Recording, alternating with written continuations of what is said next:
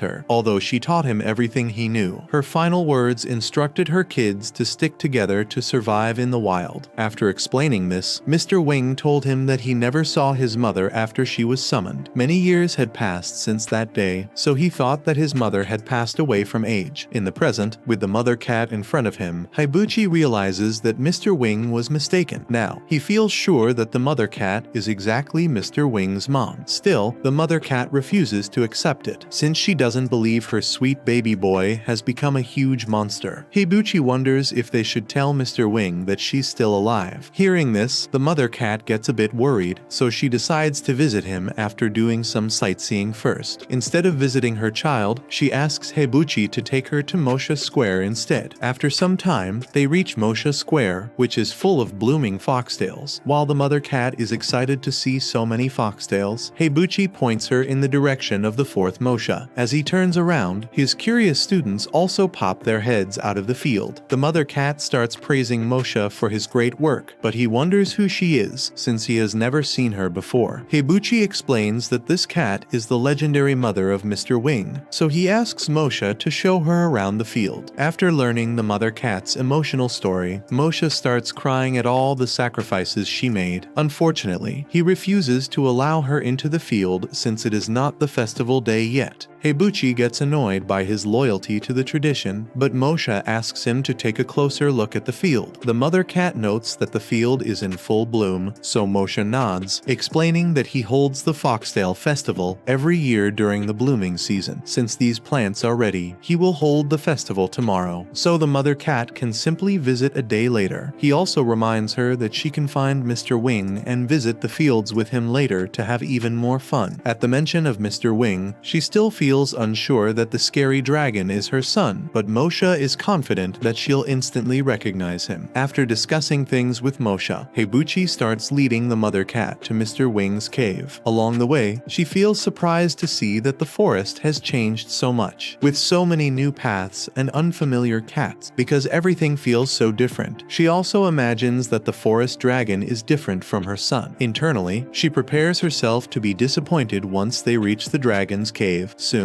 they arrive at the familiar cave where she nursed her babies all those years ago. Some young cats walk out of the cave, wondering why Heibuchi is here. As the cats appear, the mother cat is surprised by the familiar scent on their bodies. She walks over to the kittens, who immediately start playing with her tails after seeing that she's friendly. While the kids play around, the mother cat notes that the entire forest around the cave carries Mr. Wing's familiar scent. Back when she first raised him, she never expected that tiny baby to grow so big and dominant. Then, after some time, Mr. Wing returns home with some kittens after an outing. At the sight of him, the mother cat's eyes start to water, but Mr. Wing doesn't notice her. Only after getting close to the cave does Mr. Wing finally notice Heibuchi and the cat with her. At first, he thinks it's just another guest, but then his eyes pop out of their sockets when he sees his mom. While Mr. Wing freezes in shock, the mother cat walks up to him and licks his nose with affection. She starts praising him like a child, but the poor dragon is too shocked to believe she's still alive. While Mr. Wing wonders if it's really her, the mother cat starts reminiscing about stories from his childhood. Hearing this, he realizes that he's really seeing his mom after so many years. The mother cat is surprised that he's still living in the same cave after all those years, so Mr. Wing explains that he's following his promise to her to survive with the other forest cats. However, the mother cat doesn't actually remember making such a promise, since she has been busy in her life with the humans. Seeing her casual reaction, Mr. Wing is a bit hurt, but he promises her that he's not lying about her final words. At his sincere words, the mother cat grows serious and thanks him for keeping his promise this entire time. Then, she tells Mr. Wing that she'll stay in his cave for a few days. She starts casually leaving to hunt, so he tries to make her rest. As her son, Mr. Wing wants her to relax while he gets the food, but she gets up upset since she doesn't like being treated like a granny. While her poor son is shocked, she starts walking away. In front of his stubborn mom, the mighty Mr. Wing is completely helpless, and he starts following her around like a needy child. That was episode 7. Subscribe to not miss the next part and watch the next video on screen. I